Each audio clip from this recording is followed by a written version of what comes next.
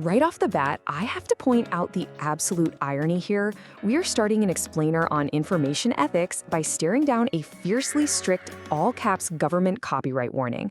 But honestly, this Commonwealth of Australia notice perfectly sets the stage for exactly what we're dealing with today. Because, information isn't just this abstract thing floating freely in the ether. It's owned, it's regulated, and it is fiercely protected. Welcome to the Explainer, everyone. I'm so excited to guide you through this material today. We are really diving into the reality of digital ethics and corporate security. Let's get right into it, because this isn't just some high-level computer science theory. We're talking about the actual rules of the road for every single piece of data you handle, share, or create on a daily basis. So here's our survival guide for today. First, the ethics of information. Second, privacy versus confidentiality. Third, legal doesn't mean ethical. Fourth, controlling the human element. And finally, number 5, the corporate policy playbook. All right, kicking things off with Section 1, the ethics of information. Okay, so information ethics. Basically, this governs the ethical and moral issues that pop up from essentially everything we do with technology. It's not just about the development of complex software, right? It applies to the creation, collection, duplication, distribution, and processing of the information itself. Literally, every single time you hit copy, paste, or send, you are operating directly within this ethical framework. And because information is just so incredibly easy to duplicate and distribute now, we run into these heavy-hitting business issues. These are the things that literally keep corporate compliance officers awake at night. We're talking about copyright violations, the spread of counterfeit software, digital rights management, intellectual property theft, patent infringements, and pirated software. These are not just annoying IT problems, they are massive organizational liabilities. Moving right along to Section 2, privacy versus confidentiality. It is absolutely crucial to separate these two terms because people constantly confuse them. Privacy is an individual's right. It's your right to be left alone when you want to be, to have control over your own personal possessions, and to not be observed without your explicit consent. Confidentiality, on the flip side, is an organizational duty. It's the strict assurance that messages and information are available only to authorized viewers. So one is about your personal boundaries, and the other is about locking the corporate filing cabinet. Up next, Section 3, legal doesn't mean ethical. Now, when we map out the ethical and legal dimensions, the goal is obviously quadrant I, right? Actions that are both legal and ethical. But the most dangerous zone for a business is quadrant 3. Legal but unethical. Acting legally and acting ethically are not always the same thing. Just because you can do something with data under the strict letter of the law definitely doesn't mean you should. I want you to just pause for a second and think about this.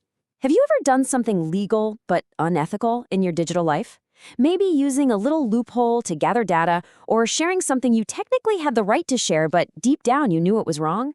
It's a really challenging question, but it tests our personal digital behavior. Which brings us to Section 4, controlling the human element. Information does not have ethics. People do. Wow, just let that sink in. Information itself does not care how it is used. It's literally just ones and zeros. It is not going to stop itself from sending spam or viruses or highly sensitive data across the globe. The reality is that individuals, us, we form the only truly ethical or unethical component of management information systems. We are the ones who copy, use, and distribute software. People are the ones searching organizational databases for sensitive personal info. People create the viruses, hack the systems, and destroy or steal the information. The threat isn't the machine at all. It's the person sitting at the keyboard. So how on earth do organizations rein in that unpredictable human behavior? Well, they use a very specific corporate toolkit to prevent information misuse. This includes information management, information governance, information compliance, information secrecy, and information property. These are basically the structural defenses built around the data to keep human error and malice in check. And that brings us to our final stop, Section 5, the corporate policy playbook. So, this is the overarching framework organizations use to build a corporate culture based on ethical principles that employees can actually understand and implement. You've got the ethical computer use policy, information privacy policy, acceptable use policy, email privacy policy, social media policy, and workplace monitoring policy.